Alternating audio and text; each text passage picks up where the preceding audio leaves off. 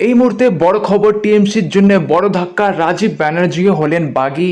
অভিষেক ব্যানার্জির বিরুদ্ধে তার রাজনৈতিক ক্যারিয়ার শেষ করে দেওয়ার অভিযোগ তুললেন রাজীব ব্যানার্জি। কেন্দ্রীয় গৃহমন্ত্রী অমিত শাহ ভারত বাংলাদেশের সীমান্ত পরিদর্শন করলেন। এর সাথেও শিলিগুড়ি করিডোরের নিরাপত্তা নিয়ে গুরুত্বপূর্ণ বৈঠকও করলেন।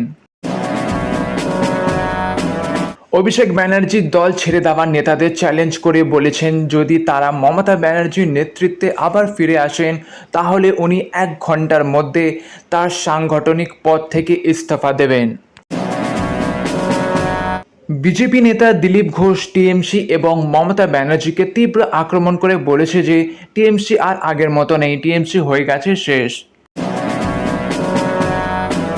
শুভেন্দু অধিকারী টিএমসির বিরুদ্ধে তীব্র আক্রমণ করে বলেছেন, রাজ্যের শিল্প আর বিনিয়োগ বাড়াতে অ্যান্টি গুন্ডা ল আরও কঠোরভাবে লাগু করা হবে।